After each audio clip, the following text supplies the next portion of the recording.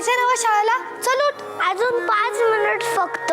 नाही हा, मी मगाशी येऊन गेले ते तेव्हा बी असंच म्हणलेलास. चल उठ, 3दा येऊन गेले म्या. चल उठ उठ. मी म्हंटलो ना उठतो.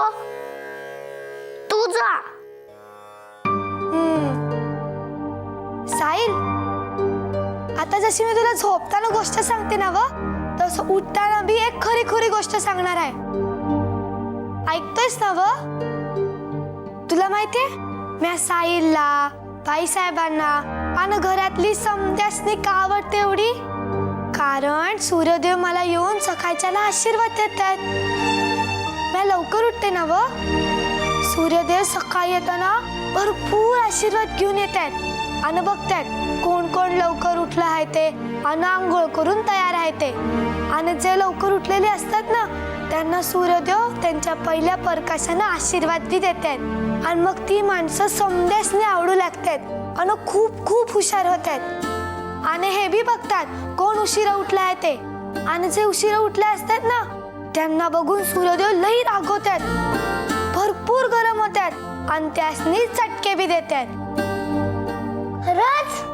हा, मग मी लवकर उठलो तर ते तुलाही खूप आशीर्वाद देतील. मग तू सुद्धा खूप खूप हुशार होशील आणि समद्यासनी आवडू लागशील. मग मी पण लवकर उठतो आणि लवकर लवकर तयारी करतो. शाबास, गुड बॉय. गुड बॉय नाही, गुड बॉय.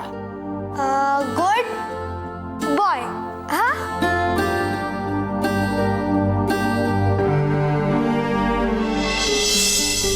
या अनम्याची केस वाटते तेवढी सोपी नाहीये, जास्त गुंतागुंतीची होत जाईल.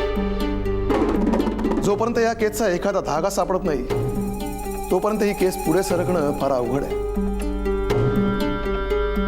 आणि ही कोंडी फोडण्यासाठी त्या धाग्याचा शोध घ्यावा लागेल. नाही, मी तर म्हणतो सर, लातो के भूत बातों से नहीं मानते. नाही म्हणजे गावातल्या 3-4 जणांना उचलून आणतो आणि आपला पोलिसी खाक्या दाखवतो. म्हणजे बघा कसे पोपटासारखे बोलायला लागतील. नाही पाटील, गावात कोणी संशयित असेल असं मला नाही वाटत. उगाच आपल्या हट्टापायी एखाद्या निष्पाप माणसाला पकडायचं आणि त्याच्यावर हात उगारायचं हे आपल्या कर्तव्यात नाही बसत. याचा अर्थ असा होतो की आपण आपल्या कर्तव्यात कसूर करत आहोत. नाही सर, पण म्हणजे केसला एवढे दिवस झाले आणि वरनं आपल्याला काही विचारणा झाली तर मग आपण काय उत्तर देणार? वा, तुम्हाला असं म्हणायचंय की आपण चोर सोडून संन्याशाला पकडायचं? नाही सर, मला तसं नव्हतं म्हणायचं, पण ही केस माझी आणि वरती काय उत्तर द्यायचं हा माझा प्रश्न. मला फांद्या चाचपडत बसायचं नाही, तर त्याचा मुळापर्यंत जाऊन शोध घ्यायचा. सगळ्यात आधी हे शोधायचंय की गावातील लोक कुणाला घाबरून गप्प बसतात. धनंजय वाकडेंना की आणखी कुणाला?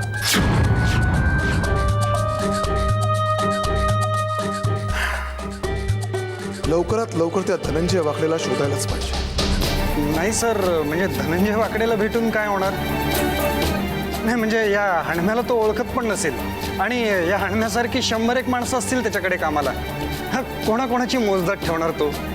आणि तुम्हाला काय वाटतंय सर की या सगळ्यामध्ये धनंजय वाकडेचा हात आहे म्हणून? मी असं कुठं म्हटलं?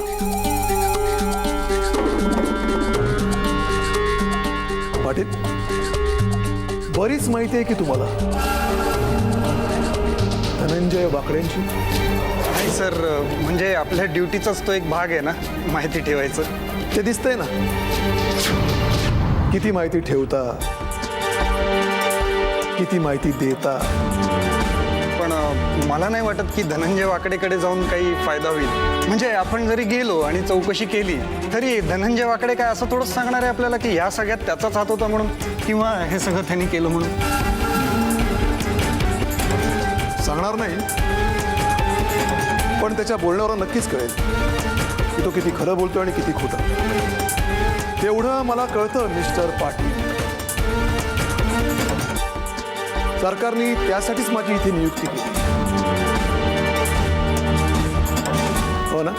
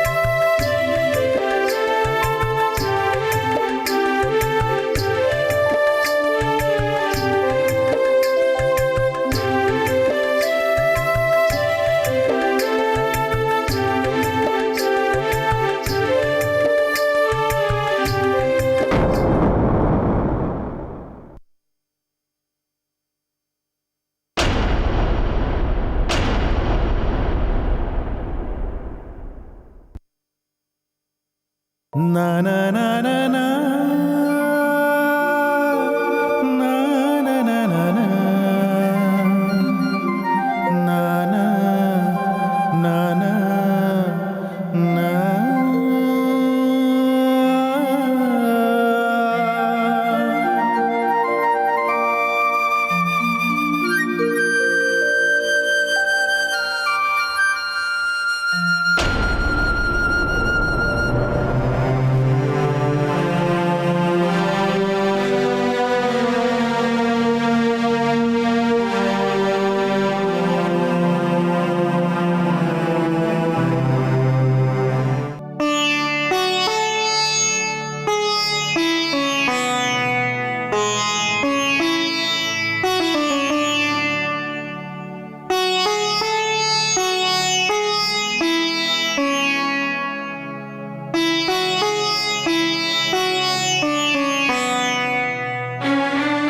ताई कसला एवढा अभ्यास करतेस?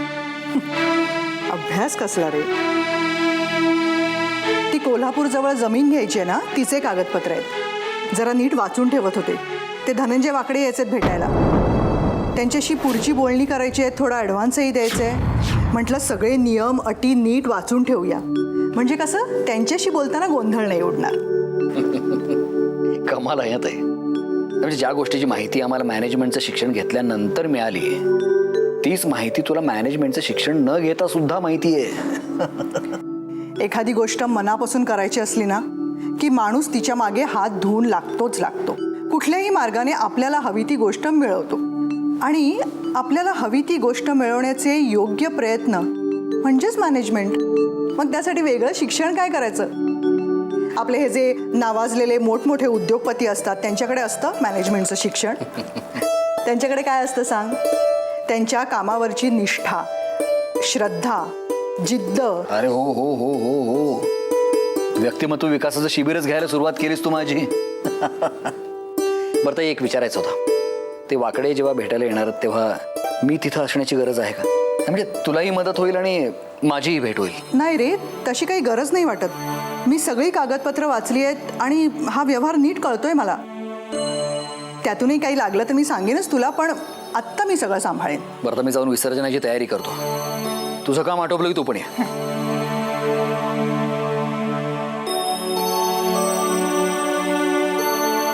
तू त्या गडदेव पाटलाला फोन लाव. त्या गडद्याला म्हणाव यावर मोडला. काय सांगशील? ए सोप्या, झोपत आहेस का? काय सांगतोय मी? सरकार सरकार सरकार सरकार सरकार काय रे, काय झालं बोंबलायला? सरकार, माझं काही खरं दिसत नाही. माझी मुलं बाळं अनाथ होतील. मला बहुतेक खडी फोडायला जावं लागेल. का दुकानावर धाड पडली का काय? समधी खोटी वजन गावली असतील. अहो, तसं झालं असतं तर चाललं असतं, पण आता मला बहुतेक शिक्षा होणार. सोपान ह्याला सांग काय त्या घडाघडा बोल, नाही तर निघ म्हणाव. बोल. सरकार काय सांगू? अहो, हाणम्याचं प्रकरण झाल्यापासून पोलीस गावागावात सगळीकडे शोधाशोध करतायत.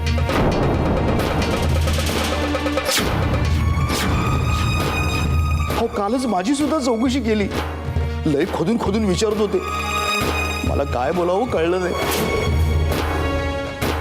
सरकार, त्या हाणम्याच्या प्रकरणामध्ये मी होतो हे त्यांना जर कळलं तर? सरकार, ते मला सोडणार नाही. सरकार, मला वाचवा, मला वाचवा सरकार. हे जान बोका, काय लावलेस? काय बायवानी रडतो रे? आमच्यावरचा विश्वास सोडला का काय? तुमच्यावर विश्वास आहे सरकार, म्हणून तर तुमच्याकडे आलो. सरकार, वाचवा. हो जनबोका शेठ, सरकारवर विश्वास आहे ना तुमचा? हा, मग तुम्ही काहून घाबरायले? सरकार बघतील ना, बिनधास्त राहा तुम्ही. हे बघ, गावात जा आता. गावातल्या प्रत्येक घरात जाऊन सांगायचं, म्हणावं वाकडे सरकारचा हुकूम आहे. या प्रकरणात कुणी जरी तोंड उघडलं तर ते तोंड कायमचं बंद करू म्हणावं. आणि पोलिसांची काळजी करू नका हो. पोलीस काय असतात, पोलिसांना तर आपण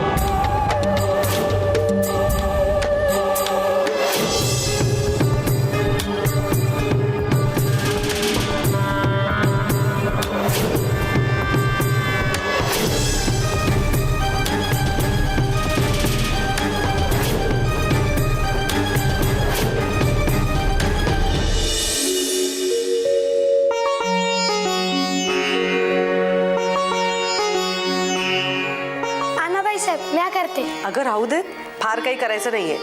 हे प्रसाद फक्त करून घेते. जा तू पूजेची तयारी कर जा. तर आणि जेवणाचं काय करायचं? काय करायचंय ना ते आता लवकरात लवकर करून घेऊया, कारण काही दिवसांनी या किचन मधली आपली हुकूमत संपुष्टात येणार आहे.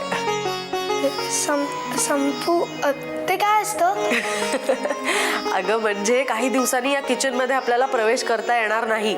तू पण यायचं नाहीस? का बाईसाहेब काय झालं? माझं काही चुकलं आहे का? पण मी आता समजा व्यवस्थित करेन. पण तुम्ही असं नका ना करू. अगं हो हो हो, तुझी काही चूक झालीये म्हणून यायचं नाही असं नाहीये बाळा. मग काय झालं? आता या घरची खरी मालकीण येणार आहे. मालकीन या घरची? हो मालकीण. आणि मग तुम्ही? आम्ही फक्त नावाचे, खरी मालकीण ती आहे. तिचीच सत्ता चालते इकडे. बाईसाहेब मला काय बी समजलं नाही. कोणाविषयी बोलताय तुम्ही? मनोरमा मावशी. मनोरमा मावशी? हो. बरं जा, विसर्जनाची वेळ झालीये. तू आरतीची तयारी करून घे आणि मग तयार हो. मी पण तयार होते. बरं.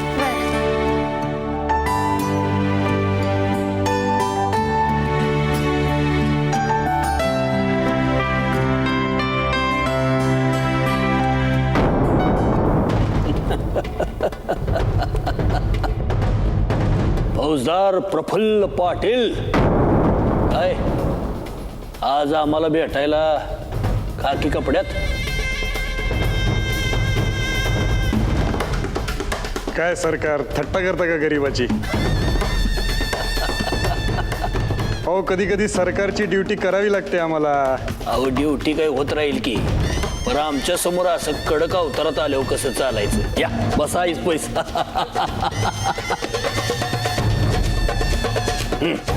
आता सांगा का आलता? नाही सरकार, जरा काही महत्वाचं सांगायचं होतं म्हणून आलेलो घाईघाईत. पाटील साहेब, सध्या आपलीच माणसं आहेत, बोला बिंदास. सरकार, तुम्ही त्या हणम्याच्या घराला लावलेली आग आता वणवाहून दिल्लीपर्यंत पोहोचली आहे. सरकारने चौकशीसाठी खास माणूस पाठवला. मी पण तेच म्हणत होतो सरकार, ऐका. पाटील साहेब, तुम्ही फक्त आम्हाला सांगा, आमच्या गावातला कोणचा सरकार दरबारी जाऊन वकला आमच्या विरुद्ध? सरकार, आता ते शोधत बसण्याची ही वेळ नाहीये. तुमचं एकही चुकीचं पाऊल तुम्हाला गोत्यात घेऊन जाईल, आणि तुमच्याबरोबर आम्हालाही. आणि मलाही. काय काळजी करताय पाटील साहेब? तुम्हाला माहितच आहे की सरकारी माणसासमोर 4 तुकडे फेकली की माग काढायचं बंद करतोय तो.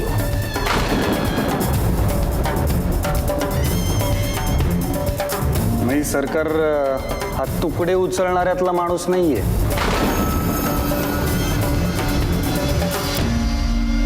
खूप प्रामाणिक आहे, आणि काही झालं तरी तो या प्रकरणाच्या मुळापर्यंत पोचेलच. म्हणजे आमचं रामनाम सत्य आहे. हे जनबोक्या, त्या मायला आणखी एक सबूत बोललास का नाही, प्रोबा फाडून भुसा भरून टांगून ठेवीन इथं.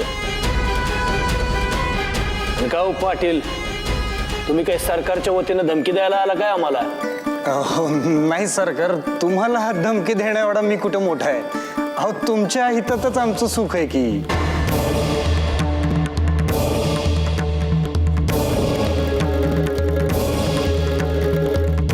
नाव काय म्हटलं त्याचं? ACP यशवंत भोसले.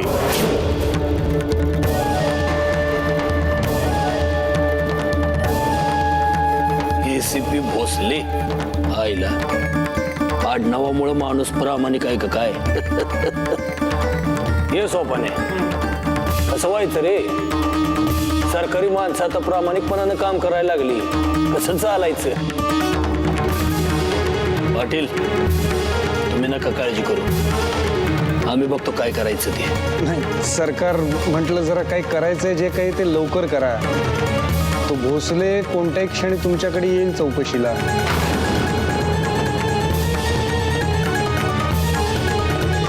नाही सरकार, मी म्हटलं जे काही करायचंय ते लवकर करा. मग त्याचं स्वागत जरा वेगळ्या पद्धतीनं करूया आपण. साधू संत येती घरा, तुझी दिवाळी दसरा. तुम्ही काळजी करू नका. तुम्ही त्या भोसलेला पाठवा आमच्याकडं आणि त्याला मदत करा. तपासात तुमची ड्युटी करा. आणि ड्युटी कशी करायची हे तुम्हाला सांगायला नको.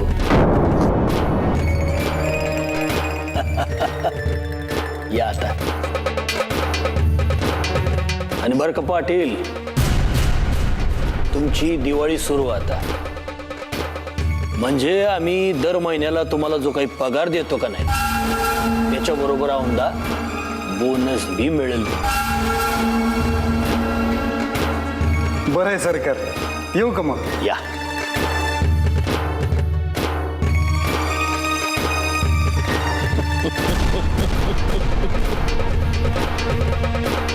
ACP भोसले आमच्या पात्र पोचले.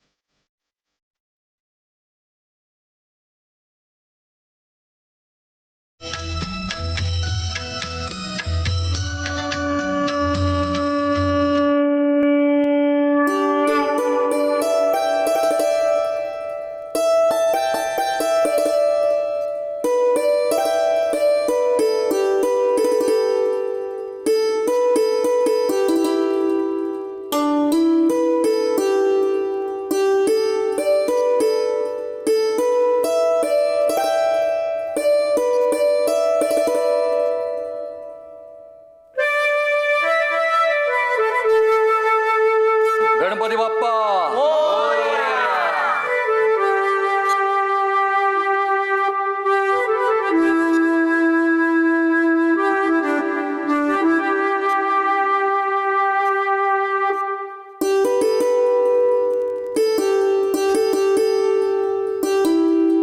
गणपती बाप्पा मोरया.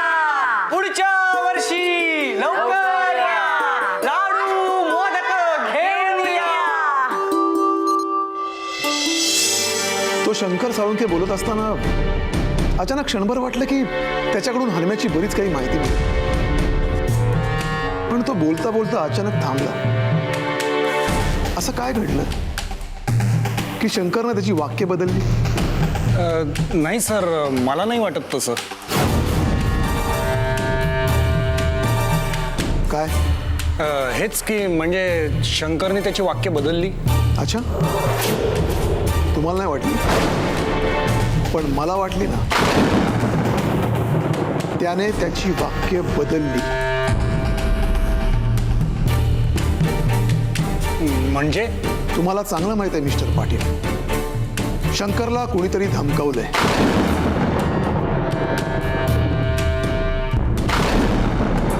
इथे इथे इथे त्याला कोण धमकवणार सर? तेही कळेल. हनुमंत प्रकरणाचा एकमेव धागा मला दिसतो. तो कोणता? हनुमंतांची मुलगी चंद्रलेखा.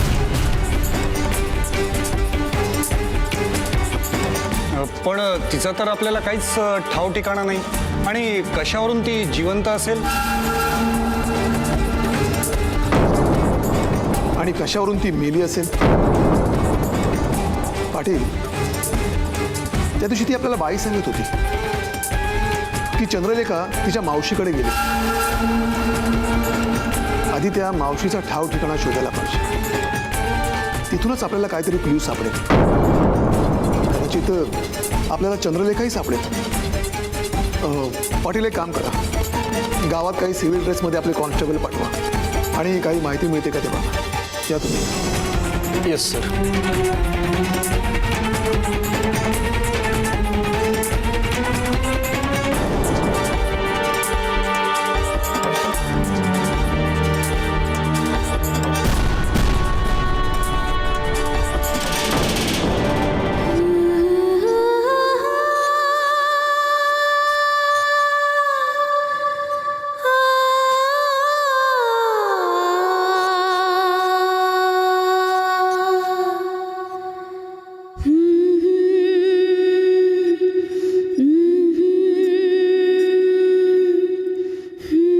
घर कसं रिकामं रिकामं झाल्यासारखं वाटतं ना. वर्षातले फक्त 10 दिवस बाप्पा आपल्याकडे असतात, पण काही न बोलता केवढा लळा लावून जातात.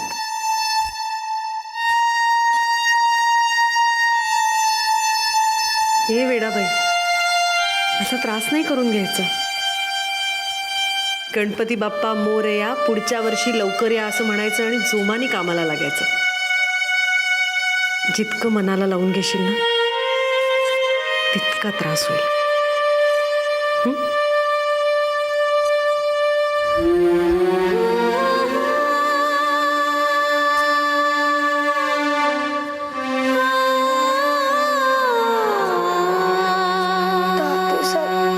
गणपती बाप्पा किती लळा लावून जातात. पर मला माझ्या आयाबाने किती वर्ष सांभाळलं, मोठं केलं, वाढवलं. आता तर घरातच नाही म्या. माझा विचार करून आईचं का होत असेल. गणपती बाप्पा, मी आईचं लई सुखात आहे. मला माझी काय बी काळजी नाही. फक्त माझ्या आयापासनी आणि माझ्या भावंडासनी सुखात ठेवा. तुम्हाला चांगलं ठाव आहे, मी घरला का नाही जाते. मी तिथं गेले की परत समज दुःखी होतील. हा ना तो वाकडे त्यांना पुण्यांदा त्रास देणं सुरू करेल. बाप्पा, माझ्या आयापासनी लई सुखात ठेवा. माझ्या समजा घरच्यासनी सुखात ठेवा.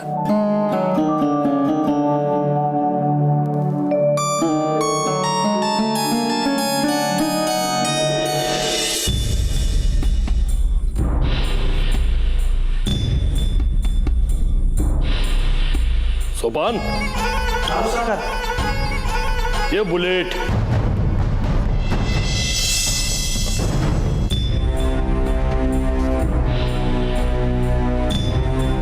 आली का रे समधी? होय. बरं आता मला सांगा, मी तुमचं नेमकं काय करू?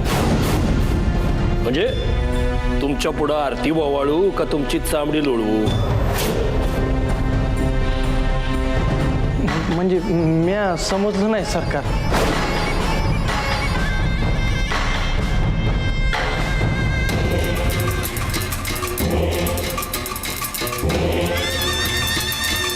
तो कोण कुठला ACP यशवंतराव भोसले, त्याच्यापर्यंत ही बातमी पोचती का आपण हनम्याला आणि त्याच्या अख्ख्या कुटुंबाला जाळून मारलं? तो आपला माग काढत या गावापर्यंत पोचतो, बरोबर ना? आता त्याच्या पातूर बातमी पोचली याचा अर्थ काय? गावातल्या कुणीतरी बाहेर तोंड उघडलं, खरं का नाही? आता तो तोंड उघडणारा माणूस कोण आहे हे शोधणार कोण? कोण शोधणार? आता मी घराघरात जाऊन विचारायचं का? हे काम तुमचं आहे नव? त्यासाठीच पोचतोय नव मी तुम्हाला? बर, आता तो आपल्या पातूर पोचला, उद्या तो चंद्री पातूर पोचल, आणि एकदा का चंद्री त्याच्या तावडीत गावली का आपण काय करायचं? आपण टाळ कुटत बसायचं, होय नव? अरे मला सांगा, मला तुमचा उपयोग काय? काय कामाचे आहे तुम्ही? माना खाली घालत्यात. नाही, मला हे कळना झालंय का तुम्हाला लाजा वाटत नाहीत का माझी भीती कमी झाल्या? तुमच्या डोळ्यामुळं त्या हानम्याला त्याच्या बायका पोरांसकट म्या जाळून मार, तसं आता एकेकाला फॅमिली सकट जाळून मारू का तुम्हाला बी?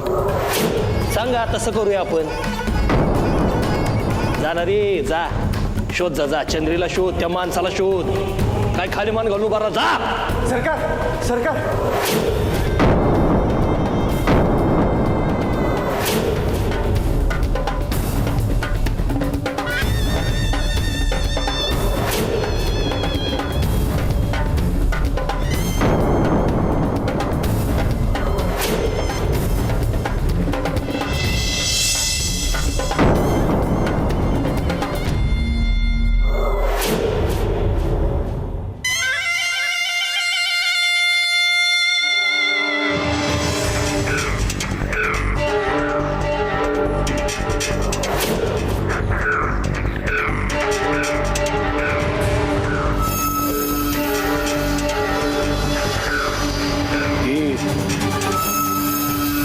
तेच मंगळसूत्र आहे ना रे जे मी चंद्रीला घातलं होतं? होय सरकार.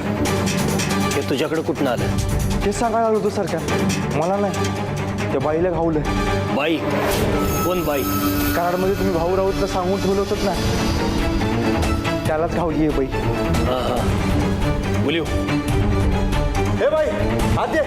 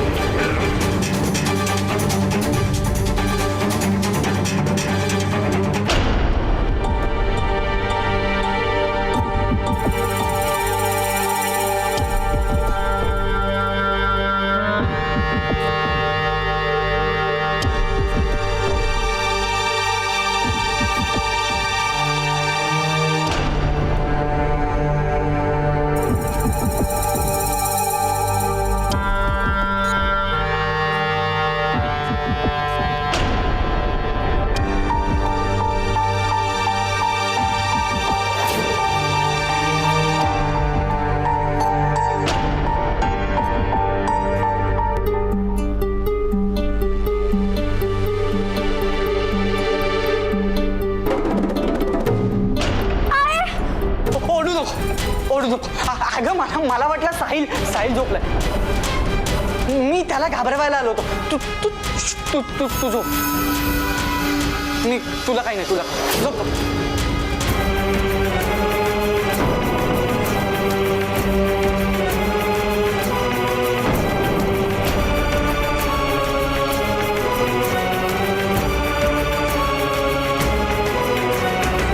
समीर का आला होता इथे?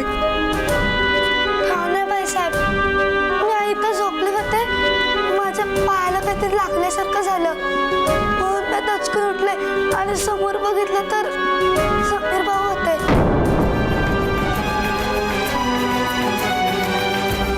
लेखा,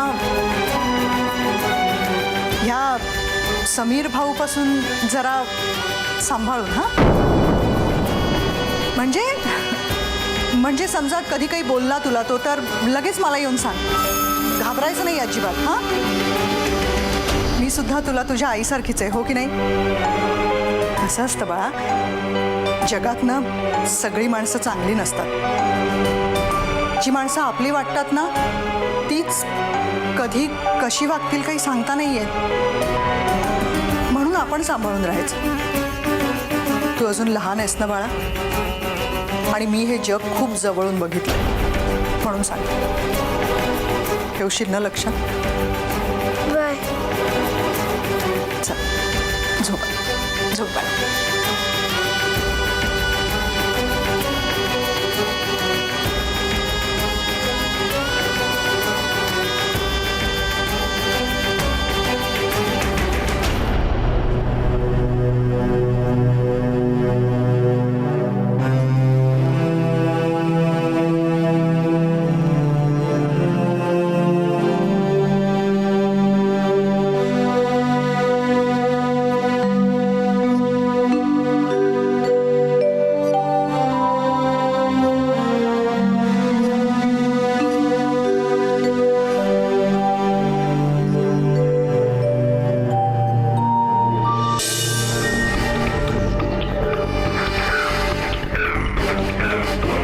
काय गे ये बाई, ते कुठं गावलं तुला? सरकार, तिने चोरलं होतं ते. चोरलं? ऐके बाई, सरकार म्हणतात आम्हाला, या पंचक्रोशीत आमच्या शब्दाशिवाय पान बी हालत नाही. जिच्याकडनं हे तू दागिनं चोरलंस ती आमच्यासाठी लई महत्वाची होती. गुमान तिचा पत्ता सांग, कुठं आहे ते? हे बघ, जर तिचा पत्ता बरोबर सांगितलास तर जे दागिनं तू चोरलंस ते देऊन टाकेन तुलाच. सांग. सरकार, ती पोरगी तुमच्या घरातली होती हे मला माहिती नव्हतं, पण ती मला म्हणाली मामाकडे जातो म्हणून. मामा? कोण मामा? ते मला माहित नाही. मी रस्त्यातच गाडीतनं उतरली बघा, आणि ती गाडी मोर नाशिकला गेली.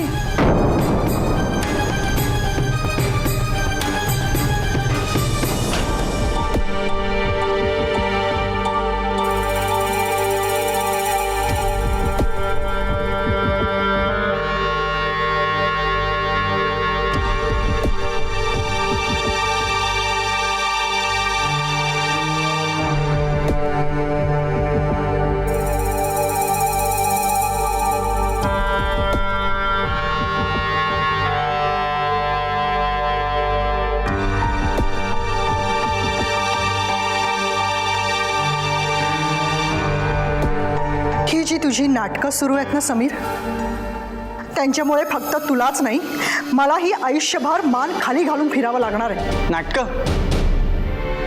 कसली नाटकं? कसली नाटकं? आता वेड पांघरून पेडगावला जाऊ नकोस समीर. त्या लेखाच्या खोलीत कशासाठी गेला होतास?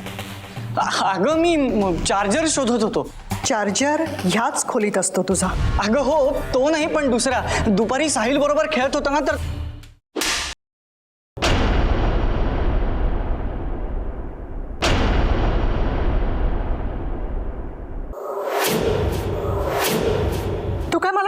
बाळ समजतोस का रे? तुला काय वाटलं तू काहीही कारण देशील आणि मी ती ऐकून घेईन? अरे तुझे सगळे गुण मी व्यवस्थित ओळखून आहे. याद राख समीर, परत त्या लेखाच्या जवळपास जरी दिसलास तरी मी हे विसरून जाईन की तू माझा मुलगा आहेस. तू सुद्धा तुझ्या बापाच्याच वळणावर जाणार. तो सुद्धा असाच ना? त्यानेही अशीच किरकोळ सुरुवात केली होती आणि शेवटी शहरातल्या सगळ्यात मोठ्या फ्रॉड मध्ये अडकला, गेला ना घडी फोडायला. लक्षात ठेव समीर, तू जर तुझं वागणं वेळीच सुधारलं नाहीस तर तुझाही भविष्यकाळ तुझ्या बापा इतकाच वाईट आहे. लक्षात ठेव.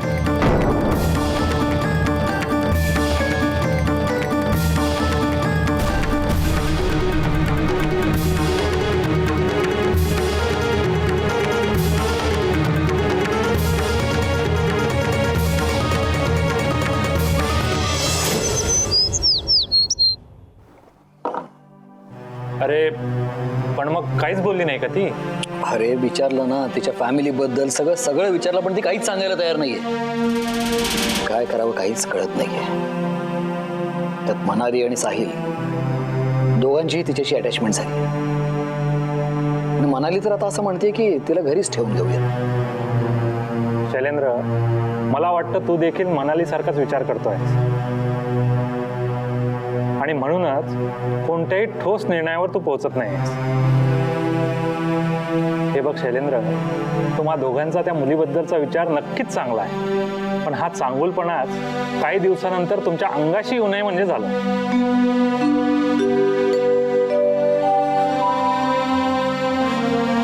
हो ना रे, आणि म्हणूनच तू काही मार्ग सुचवावास म्हणून तुझ्याकडे आलोय. अजून एक मार्ग आहे. कुठला? NGO.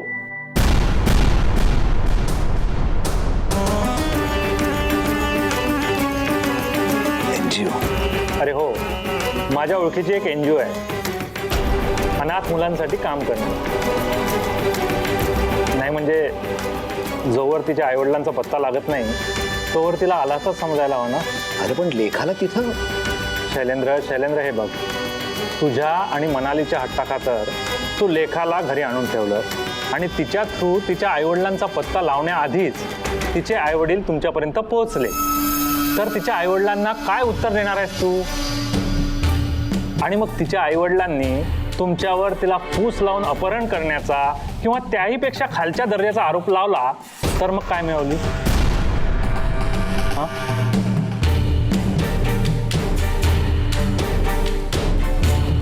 आणि तिचे आईवडील तर असाच विचार करणार ना की जर तुम्हाला त्या मुलीच्या भल्याचा विचार असता तर तुम्ही त्या मुलीला घरी परत पाठवलं असतं. पण आता इथे तर असं काहीच घडलेलं नाहीये. शैलेंद्र, मला वाटतं आपण कोणत्याही प्रकारची रिस्क घेण्याआधी परिस्थितीचा गांभीर्यानं विचार करायला पाहिजे. हे बघ, मी तुझी मनस्थिती समजू शकतो. एक कार्ड घे त्या NGO आणि मनालीशी नीट बोलून घे आणि काय तो निर्णय घे.